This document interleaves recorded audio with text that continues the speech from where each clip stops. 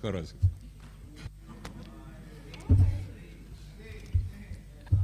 Terima kasih pimpinan. Bismillahirrahmanirrahim. Assalamualaikum warahmatullahi wabarakatuh. Pak Menteri, Pak Wakil Menteri, jajaran yang saya hormati, pimpinan komisi dan seluruh anggota Komisi 6 yang saya hormati. Terima kasih atas kehadiran dan updating presentasinya, Pak. Saya tidak akan teriak-teriak di sini seperti ibu-ibu teriak-teriak dan marah-marah terhadap saya ketika kita mengunjungi dapil kita masing-masing, seperti yang disampaikan saudaraku Mufti Anam, bahwa inilah realitas, inilah jeritan masyarakat kita yang mesti kita dengar sebagai wakil rakyat. Kita di sini duduk sebagai anggota DPR untuk menyampaikan apa adanya, agar Pak Menteri begitu jajarannya juga dapat menyelesaikan sebaik-baiknya lintas kementerian dan juga kebijakan lanjutan lainnya. Mereka sedih, Pak. Masyarakat kita ini tentu sedih dan ingin bercerita lebih panjang kepada kita semuanya. Listrik naik, PPN naik, tarif cukai naik, LPG naik, BBM non subsidi pun juga naik. Katanya ini semuanya karena perang antara Ukraina dan Rusia. Yang mereka tahu begitu.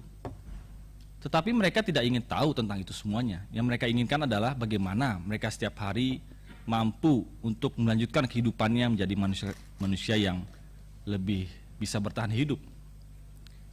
Dan jika BBM kita naik, konon juga 8 barang lain pun ikut naik. Telur ayam, daging sapi, beras, gula pasir, dan minyak goreng yang kita bahas hari ini lebih rinci. Tadi Pak Menteri mengatakan ada beberapa yang sudah mengalami deflasi, tapi kenyataan di lapangan tetap ada beberapa harga yang masih tinggi. Dan itu tidak kita bohong-bohongi. Justru kita ingin membuka kepada masyarakat agar negara hadir dapat menyelesaikan secepat-cepatnya dan terus dapat dirasakan oleh masyarakat luas. Mereka mengatakan, Pak, dengan seperti ini kami kantongnya semakin menipis. Jangan pun menipis, Pak. Mereka pun membeli saja sulit, seperti yang disampaikan saudara kita. Dan itu tidak hanya 1 titik, 2 titik, dan seterusnya. Artinya kenyataan ini menjadi harapan dan aspirasi yang mesti kita jawab bersama.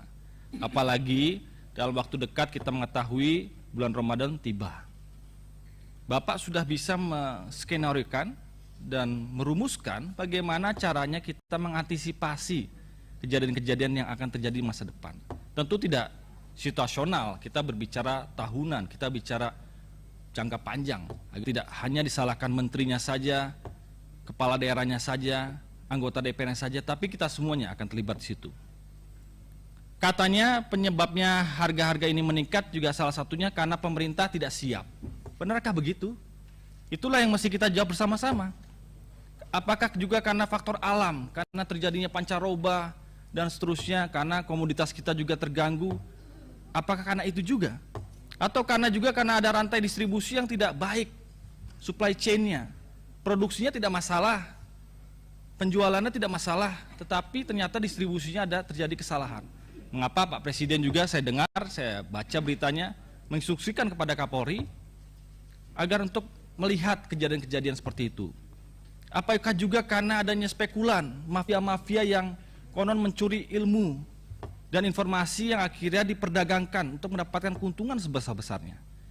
Itulah semuanya yang mesti kita jawab dari waktu ke waktu.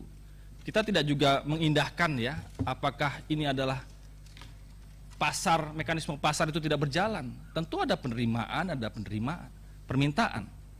Nah, saya berharap agar pemerintah, menteri, Satgas, dan kita semuanya sebagai wakil rakyat dapat terus mengawal semua itu menjadi lebih baik ke depannya. Ada 3 hal yang ingin saya sampaikan, Pak Menteri. Yang pertama, sebagai disclaimer, saya ini bukan seorang sosialis sejati, tetapi juga bukan seorang kapitalis. Kita ingin terjadi keseimbangan antara para penjual dan juga para pembeli. Para penjual juga tidak boleh tidak untung, tetapi juga para pembeli juga jangan sampai mereka tidak mampu membelinya dengan harga yang terjangkau. Sehingga saya mengapresiasi ya pemerintah untuk melepaskan harga minyak kemasan sesuai dengan mekanisme pasar. Sembari kita juga tetap mempertahankan harga eceran tertinggi untuk minyak curah pada titik 14.000.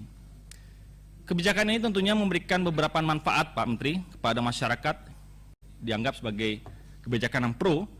Pelepasan HET minyak kemasan juga mendorong penjualan untuk meningkatkan produksinya, sehingga akan mengurangi kelangkaan minyak di masyarakat kalau itu dianggap sebagai kelangkaan, terutama di pasar tradisional yang memang dan tidak belum terjangkau kebijakan HET minyak goreng ini.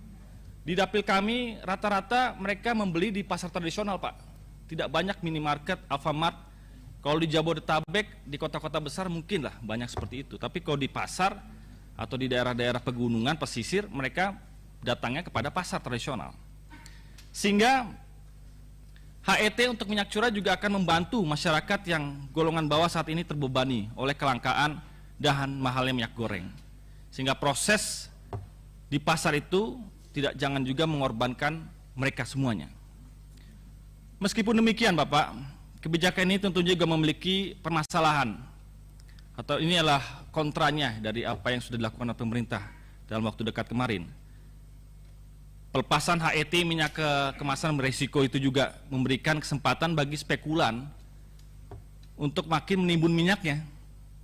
Ya, karena kita lepas harganya, justru itulah di saat ada celah bagi mereka untuk malah menimbun, dengan harapan harga akan terus melambung tinggi sehingga dapat juga mendapatkan keuntungan sebesar-besarnya. Nah, inilah bagaimana aparat hukum kita harus bekerja, jangan sampai ada celah dari sebuah kebijakan yang baru dikeluarkan oleh pemerintah hari ini kemudian dimanfaatkan oleh orang-orang tertentu. Selanjutnya, untuk mengingat Ramadan segera tiba, harga minyak sesuai mekanisme pasar juga beresiko untuk semakin meningkatkan harga akibat peningkatan kecenderungan konsumsi masyarakat. Bisa saja ya setelah kita mengatur policy yang begitu baik, kemudian masyarakat justru akan menjadi lebih semangat untuk membeli, apalagi menjelang Ramadan. Nah, itu juga harus kita antisipasi agar tidak terjadi di kemudian harinya. Hal yang kedua Bapak, pemerintah terutama Kemendak harus juga mempersiapkan kebijakan dalam memitigasi dampak negatif perang Rusia dan Ukraina. Tadi sudah sempat dibahas sedikit terkait dengan sunflower, rapeseed yang kira-kira juga kita import dan datangkan dari luar negeri. Beberapa dampak negatif tersebut diantaranya mencangkup kenaikan harga komoditas BBM migas sebagai akibat dari penghentian ekspor migas Rusia ke Uni Eropa. Sehingga bisa jadi kemudian meningkatnya harga komoditas BBM dunia ini masuk ke Indonesia, kita menjadi terdampak lagi, jadi beban fiskal kita. Sementara kita juga sedang berupaya untuk memastikan anggaran negara kita tersebar kepada kegiatan-kegiatan yang lainnya. Kemudian dari itu kita ketahui Ukraina juga dikenal sebagai negara penghasil keranjang roti Eropa atau bread basket ya di Eropa. Saya baca bahwa Kementerian Perdagangan juga melakukan import gandum. Kalau Ukraina saja menghasilkan 10% gandum, Rusia 20% gandum, berarti total 30% gandum itu terkendala di tingkat dunia. Sementara kita adalah pengimpor gandum. Nah, atas dasar ketahanan pangan kita menjelang bulan Ramadan dan seterusnya, kita ingin pastikan Kementerian Perdagangan juga mempersiapkan hal tersebut. Jangan sampai terjadi kelangkaan roti, kelangkaan mie, dan sereal di pasaran.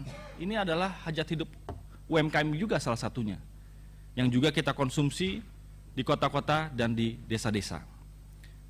Yang ketiga Bapak, dan yang terakhir, saya mewakili masyarakat di Dapil 7 Jawa Timur sama seperti Pak Andre ini. Kita ingin Pak Menteri dengarkan keluhan dan aspirasi mereka. Mereka ingin dijawab apa yang mereka rasakan hingga hari ini dan tidak terlalu banyak berlarut, supaya tidak terjadi kegaduhan.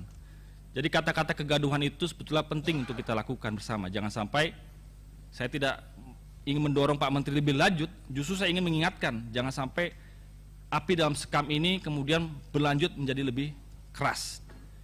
Jadi kalau ada statement yang mengatakan rakyat juga berbondong-bondong melakukan pembelian minyak berdus-dus. Menurut saya tidak masuk akal. Boro-boro Pak beli sebanyak itu. Uang barangnya saja langka, harganya mahal, mungkin reseller kali ya yang membeli dalam bentuk besar. Daya beli mereka pun masih terganggu, apalagi mereka membeli dalam jumlah yang sangat besar. Saya harus jujur Pak Menteri, mereka juga dalam kunjungan kami mengapresiasi kegiatan Kementerian Perdagangan yang selama ini juga melakukan revitalisasi pasar tipe D, tipe C.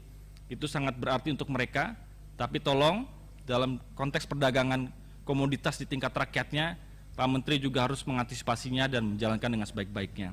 Kebutuhan mereka harus dipenuhi terlebih dahulu Pak, tersedia barangnya harus ada, dan dengan tentunya harga yang terjangkau. Sekian dari kami, wassalamualaikum warahmatullahi wabarakatuh. Waalaikumsalam.